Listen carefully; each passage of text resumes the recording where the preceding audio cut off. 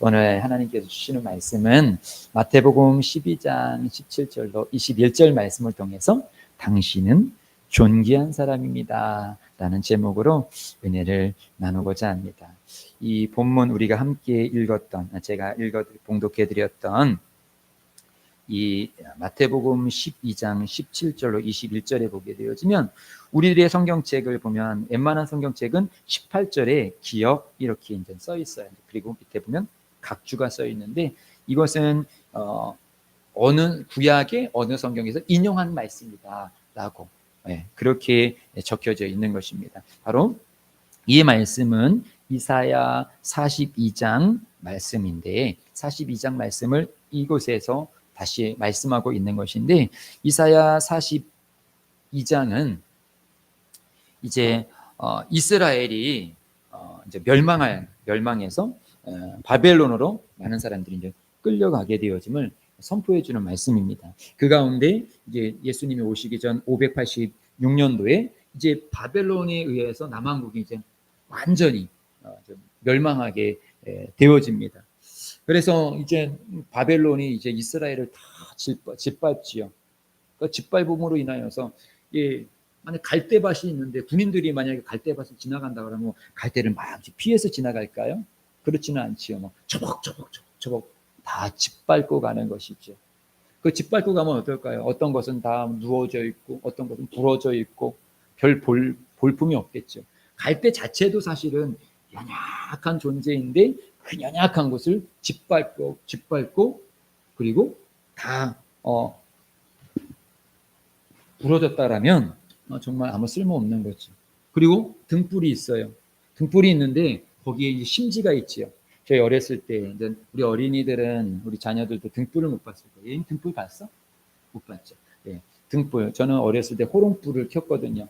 등불을 하면 밑에는 기름이 있고 위에는 심지가 쭉 나와가지고 그 기름을 이제 심지가 빨아들여가지고 거기 위에 이렇게 이제 불이 켜지고 그 불빛으로 이제 환하게 비추어지는데 심지가 타면서 불이 타는 거니까 어느 정도 타면 맨 처음에는 이제 심지를 태워요. 그 다음에 심지를 조금 타면 좀 잡고 다녀요. 근데 어느 정도 잡고 다니다 보면은 이제는 그 심지가 다 되어져요. 지금 그 심지가 다 됐다라는 것은 이게 이 심지에 대해서 쓸 만큼 다 썼다라는 거죠.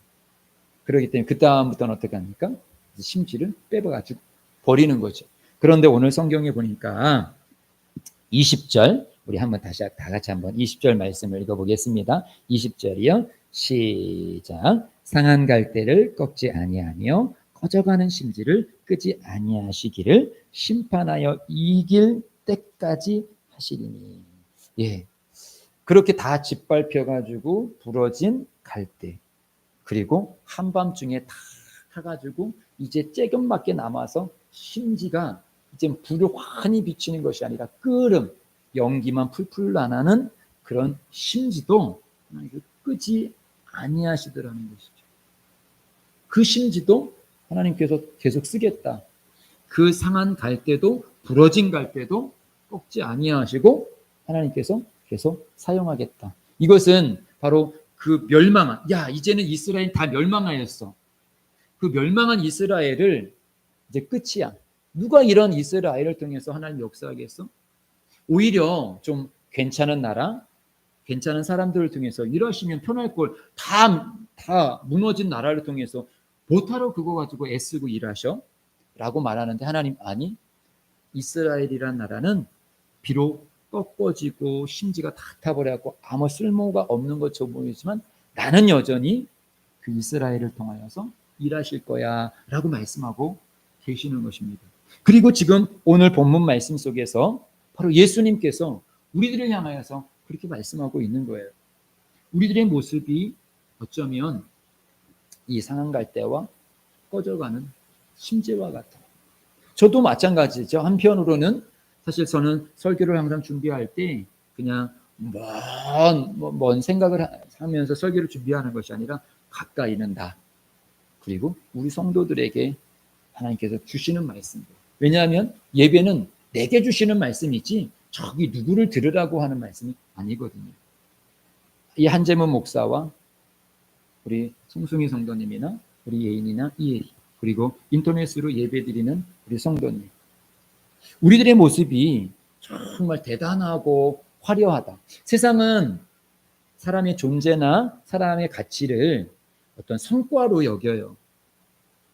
목회자들 같은 경우는 교회가 얼마나 부흥됐느냐가 그 목사의 어떤 그런 존재의 가치가 되어지고, 우리가 직장에서는 그 사람이 자기의 그 직책 속에서 얼마나 성과를 내었느냐, 일을 잘 처리했느냐가 그런 존재이겠죠. 또 학생들 같은 경우는 공부 성적이 어떠냐, 이것이 그런 어떤 존재가 되겠죠. 근데 반대로 내가 그 기준에 미달되어졌을 때, 저 같은 목사 같은 경우 이렇게 부흥이 되어지지 않았을 때의 나의 존재는, 또 직장인은 내가 직장에서 자꾸 성과를 못 내, 내가 했던 것이 자꾸 미스가 되어지고 결제가 안 나고, 그래서 어쩔 수 없이 다른 사람이 맡아서 하게 되어지고, 학생인 경우는 성적이 안 올라요. 그랬을 때 나의 존재는 어떠냐? 사실 그 자리에 서게 되어지면 우리 자신은 비참하게, 우리나라가 OECD 국가 중에서 자살률이 항상 1위로 다니고 있죠. 그런 이유가 뭘까요? 사실 우리는 어렸을 때부터 학교 교육 속에서부터 시작해서 기대가 높거든요. 내가 너를 이렇게 공부시키는 이유는, 내가 너에게 투자하는 이유는 내가 아주 훌륭한 사람이 되어줘서 이거에 대해서 네가 보여줘야 돼. 그런 기대감 속에서 우리는 항상 자라왔어요. 그런데 우리가 그런 기대감을 채워주지 못했을 때 우리는 낙심하게 되어져요. 어떤 은행장님이 그런 고백을 해요. 은행장이라면 그래도 꽤 괜찮은 자리까지 올라간 거잖아요. 근데 그분은 항상 위축되어져 있는 거예요. 근데 그분이 예배를 드리면서 은혜를 받고 나서 그런 간증을 합니다. 사실 자기는 누가 봐도 사실 그분은 괜찮은 자리에도 올라갔고 공부도 괜찮게 했는데, 그분은 항상 열등의식. 무엇이었냐면 그 형들과 누나들은 항상 반에서 1, 2등을 했었어요. 근데 이분은 1, 2등은 못한 거예요. 5등, 10등 이 정도 수준. 그렇다고 공부를 못한 건 아니고 대학도 뭐 서울에 있는 대학은 가지 않았지만 그래도 괜찮은 대학에 갔고, 그리고 그렇게 은행에 들어가서 또 은행에서도 어느 정도 했는데, 그럼에도 불구하고 항상 자기의 존재는 형들보다 부족한 존재. 그리고 직장 속에서도 그 어렸을 때부터 부족한, 야, 아버지가 어렸을 때 하신 말씀이 넌 그거밖에 못하니? 형 좀 봐. 누나 좀 봐. 이 정도는 해야지 하면서 항상 비교 속에서 열등. 그 속에서 자기의 존재는 항상 열등한 존재. 직장 속에서도 그것이 늘 배워가지고 그렇게 지점장까지 갔는데 나는 다른 지점장보다 좀 열등한 존재. 다른 나랑 동기보다 그 동기는 나보다 먼저 진급을 했는데 나는 좀 열등한 존재. 항상 자기의 존재가 그 열등하게 느껴졌던 거예요. 그런데 하나님께서는 그렇게 세상의 가치로 우리를 가치평가하지 않더라는 것이죠. 우리 송승희 성도님도 두 자녀가 있는데, 우리 자녀들이 자녀라는 존재가 애기였을 때, 깐난이 애기였을 때, 뭐 우리 그 깐난이가 나에게 뭘 해주어서 그 존재가 귀했나요? 그냥 내 자녀라는 그 자체가 모두 귀한 거예요. 그리고 이렇게 이제 커서는 여전히 내 자녀라는 게 귀한 거지요. 대신 좀 기대는 있죠. 좀 여기서 공부도 좀 잘해주고 학교 생활을 좀 더 잘해주면 좀 더욱 기쁜 게 부모의 마음이지요. 그러나 못한다고 해서 여기를 집중해야 돼. 빨리 해야지. 그렇지. 여기. 자세를 딱, 아빠를 딱 봐요. 저도 예배 시간에도 좀 더 잘해줬으면, 그것이 아빠의 마음이지, 그렇다고 해서 못 드렸다고 해서 너는 존재가 필요 없어, 그건 아니거든요. 우리 하나님도 마찬가지예요. 우리에 대한 이 가치를 우리가 무엇을 했기 때문에 너는 참 존귀한 자이고 너는 별로 교회에서 하는 게 없으니까 별로 가치 없다, 그렇게 여기시지 않은 거예요.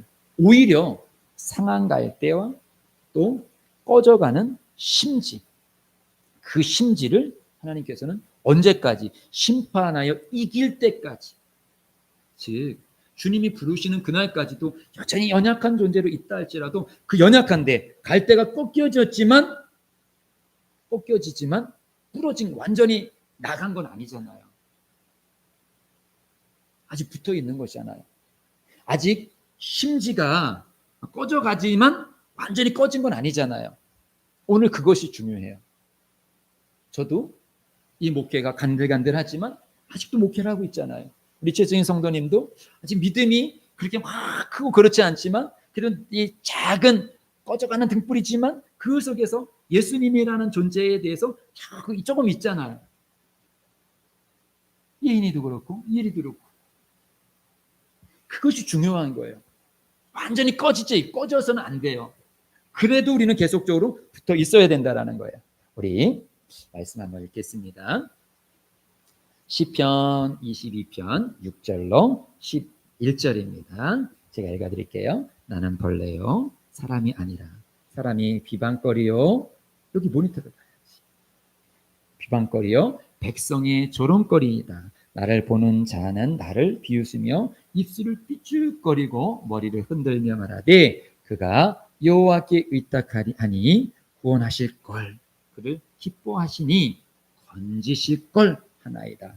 오직 주께서 나를 모태에서 나오게 하시고 내 어머니의 젖을 먹을 때에 의지하게 하셨나이다. 내가 날 때부터 주께 맡긴 바 되었고 모태에서 나올 때부터 주는 나의 하나님이 되셨나이다. 나를 멀리하지 마옵소서. 환난이 가까우나 도울 자가 없나이다. 예, 보세요. 이거 다윗의 표현입니다. 나는 벌레요 사람이 아니라 사람의 비방거리요 백성의 조롱거리가 되었다. 예, 지금 다윗이 쫓겨다녀요. 누구에게? 자기 장인인 사울에게 10년을 넘게 쫓겨다녀요. 그리고 거기에 많은 군인들이 동원이 되지요. 그러니까 군인들도 다윗 하나 없었으면 우리가 이렇게 맨날 다윗 잡으러 돌아다니지 않을 텐데 그놈 하나 때문에 왜 우리가 이렇게 생고생을 해야 돼? 죽일 놈, 벌레 같은 놈 없었으면 좋을 존재인데 괜히 나타나가지고 이렇게 나라를 힘들게 해. 나는 벌레요 사람이 아니라 사람의 비방거리요 백성의 조롱거리. 다윗이 그런 위치에 처해 있었던 거예요. 그러나 중요한 것은 우리가 시편이라는 부분을, 시편은 대부분의 시편이 다윗의 고백으로 기록되어져 있는 시편인데요. 그 시편을 보게 되어지면 오늘 여기 말씀도 마찬가지지만 다윗은 그렇게 비록 벌레요 비방거리로 여기지만 거기서 포기하고 낙심하고 끝내지 않더라는 거예요. 이것이 중요해요. 오늘 성경에서 우리들에게 말씀하고자 하는 것이 그것입니다. 말씀 하나 더 볼게요. 우리 로마서 5장 7절로 8절입니다. 함께 읽어보겠습니다. 시작. 의인을 위하여 죽는 자가 쉽지 않고 선인을 위하여 용감히 죽는 자가 혹 있거니와 우리가 아직 죄인 되었을 때에 그리스도께서 우리를 위하여 죽으심으로 하나님께서 우리에 대한 자기의 사랑을 확증하셨느니라. 무슨 말씀입니까? 주님께서 우리를 택하여 주셨을 때 언제냐면은 우리가 아직 죄인이었을 때, 내가 교회에서 열심히 할 것처럼 보이니까 하나님께서 택해 주신 것이 아니라 나는 내 식으로 막 살았는데도 불구하고 주님께서는 나를 택해 주셨다라는 거예요. 아무 불도 없었을 때, 불빛도 비추지 않았을 때도 나를 사랑하셨고, 그 갈대가 갈대의 모습으로 세워지지 않았을 때도 그 갈대를 하나님께서는 기억하셨다라는 것이죠. 그런데 지금은 비록 꺾이긴 했어도 갈대예요. 비록 막 끓음은 나긴 하지만 빛이 있어요. 그러니까 죄인도 죄인이었을 때 사랑했는데, 우리도 자녀가 애기였을 때도 사랑했는데 이렇게 커서는 얼마나 더 귀해요. 이제 스스로 할 수 있는 것, 어렸을 때는 스스로 할 수 있는 게 하나도 없었잖아요. 근데 지금은 이렇게 뭐 스스로 밥도 챙겨 먹고 스스로 잠도 자고 그래요. 얼마나 더 그러면 귀해요. 그 애기였을 때 아무것도 하지 못했을 때도 내 자녀가 귀했는데 이렇게 성장해서 스스로 공부하고 스스로 학교 가고 그럼 얼마나 귀해요. 우리도 마찬가지로 내가 예수라는 옛자도 전혀 모르면서 세상에 있을 때도 하나님께서 나를 돌아오기를 바라고 나를 사랑하셔서 계속적으로 사람을 통하여서 이리 돌아와, 교회 와야지, 예수 믿어야지 그렇게 하면서 우리를 불러주셨는데 이렇게 내 자유로 예배당에 와서 예배하고 저 같은 경우는 이렇게 목회하고 있을 때 하나님이 우리라는 존재를 얼마나 존귀히 여기시겠냐라고 지금 말씀하고 있는 것입니다. 이제 로마서 5장 10절 말씀 읽어보겠습니다. 시작. 곧 우리가 원수 되었을 때에 그의 아들의 죽으심으로 말미암아 하나님과 화목하게 되었은즉 화목하게 된 자로서는 더욱 그의 살아나심으로 말미암아 구원을 받을 것이니라. 네, 죄인 되었었을 때 우리를 사랑하셨고 우리가 원수 되어졌을 때 죄인만 아니라 원수였을 때에도 원수 되었을 때에 그의 아들의 죽으심으로 나는 하나님과 원수인데 그때도 사랑하셔서 예수님을 죽이셔서 나를 구원하셨어요. 그렇다면 지금은 원수 관계는 아니잖아요. 우리가 막 하나님을 막 저주하고 뭐 그렇게 살지는 않잖아요. 그래도 어떻게 됐던 하나님의 뜻대로 살아보려고 하잖아요. 때로는 잘 안 돼서 그렇지. 그러면 이렇게 죄인 되었었을 때 원수였을 때도 사랑하셨다라면 지금은 하나님의 자녀로 살아가려고 했었을 때 하나님이 얼마나 사랑하시느냐. 그러면서 요한복음 3장 16절에 하나님이 세상을 이처럼 사랑하사 독생자를 주셨는데 언제 독생자를 주셨냐? 내가 죄인이었을 때 독생자를 주셨으니 이는 그를 믿는 자마다 이제는 우리가 그를 믿게 되었죠. 믿음이 크던 작던 믿음으로 말미암아 우리를 멸망시키지 않기 위해서 예수님께서는 오셨어요. 그래서 다시 본문으로 가면 우리들의 믿음이 심지 작은 믿음, 여긴 작은 믿음을 말해요. 또 꺾여진 이 갈대도 간신히 영양소를 이제는 받아들이는 거죠. 꺾여져 버렸으니까. 그가 바로 세웠을 때는 뿌리에서 주는 영양분을 쭉쭉쭉쭉 빨아먹었는데 이제 꺾여져 버리니까 간신히. 그러나 그런 존재에도 하나님께서는 여전히 사랑하시고 그 존재를 통하여서 하나님께서 일하시고 싶어 하십니다.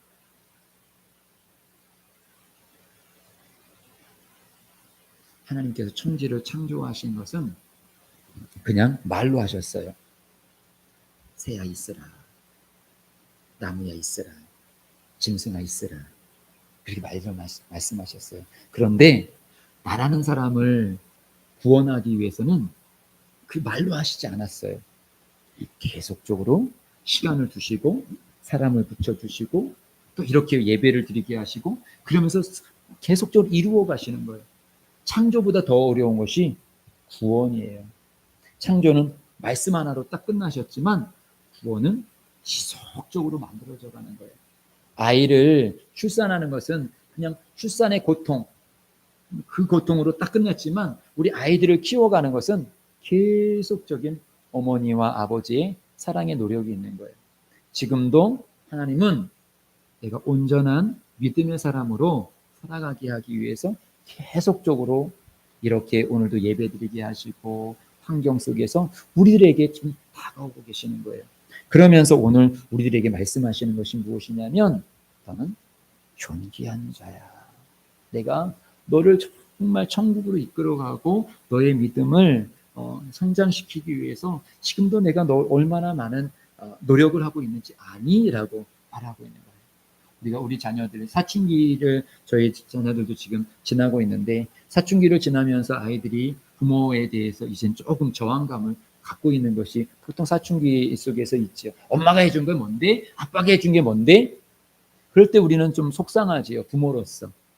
그러나 이 아이들이 어느 정도 성장하게 되어졌을 때 그때 뒤돌아봤을 때, 아, 맞아. 그때 엄마가 나를 사랑하셨지. 우리도 하나님의 사랑을 깨닫지 못하게 될 때는 내가 하나님을 믿노라 하는데 하나님이 해준 게 뭐 있어? 내가 교회 가서 정말 예배 드렸는데 나에게 준 게 뭐가 있어? 그렇게 느껴질 때가 있어요. 특히 이렇게 꺼져가고 상해졌을 때. 그러나 주님께서 오늘 말씀하고 있는 것입니다. 내가 여전히 너를 사랑하고 있고 내가 너를 위한 놀라운 계획을 가지고 있어. 이 지금 모니터에 떠 있는 본문은 요한복음 9장 말씀인데 여기를 말씀을 보게 되어지면 맹인이 나와요. 이스라엘 사람들은 맹인에 대해서 하나님의 저주를 받은 사람이고 그 저주는 그 사람의 죄로 말미암은 거라고 생각해요. 그런데 이 맹인은 날 때부터 맹인이었어요.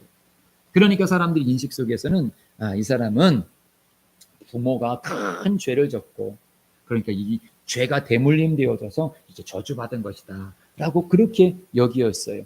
그런데 그렇게 이 사람 자체가 벌레 같은 사람이고 또 꺼져가는 등불 같은 사람이고 완전히 꺾여져 있는 갈대와 같은 사람이에요.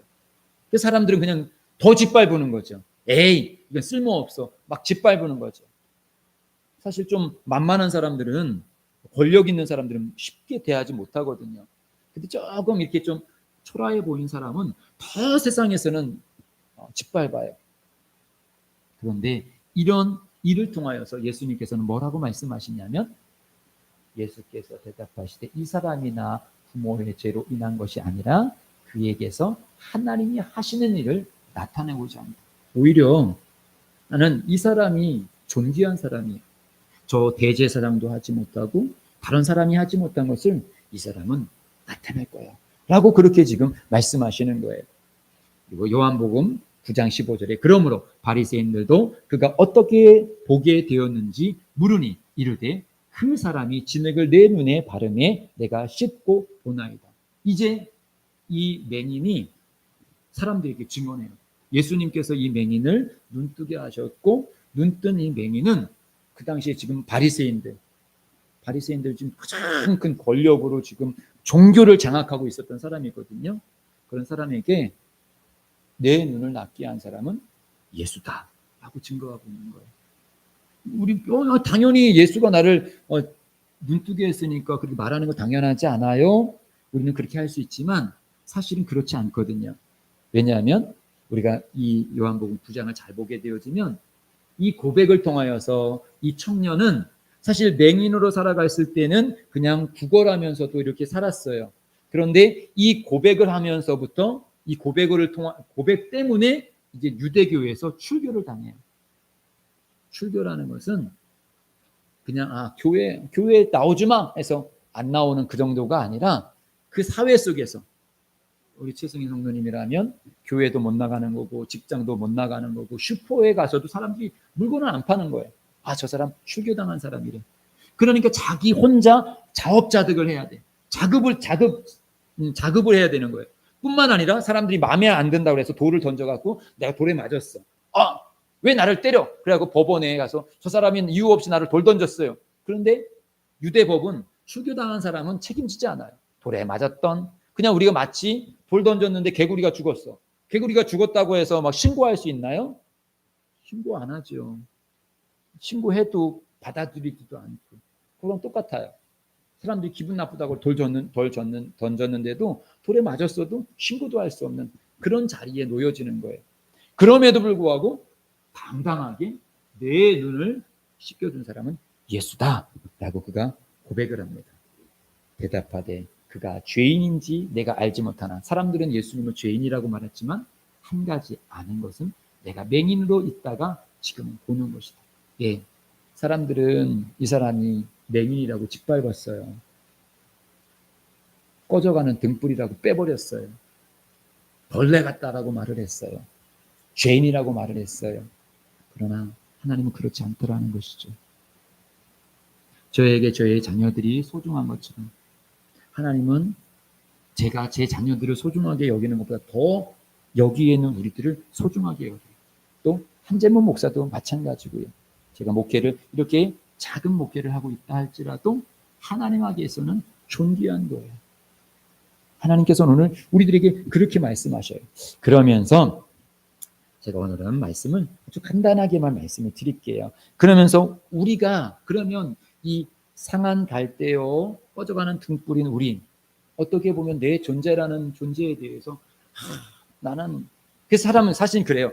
세상은 이 존재라는 것이 이렇게 느껴졌을 때 어떤 분들은 그냥 풀이 죽어갖고 이렇게 사는 분이 있는가 하면, 어떤 사람 아니야, 나는 그런 사람 아니야. 그래서 자꾸 뭔가를 만들어 보리려고 해요. 공부를 하든지 아니면 명품백을 사든지 아니면 진급을 하든지 그래가지고 나는 그런 너희들이 얕볼 만한 그런 사람이 아니거든 하고 자꾸 뭔가 쌓으려고 해요. 그러면 쌓으면은 내 존재 가치가 높아지느냐? 아까 그 은행장님처럼 사실 그분도 공부도 열심히 했고 진급도 잘했어요. 그런데 내 속에서 내 자신이 존귀하게 여겨지지 아니하게 되어지면요, 오히려 높은 위치에 올라가면 올라갈수록 더 힘겨워요. 마치 낮은 데서 이런 데서 떨어지면 뭐 여기 있죠. 그런데 더 높은 데서 떨어져 보세요. 더 많이 추락을 하잖아요.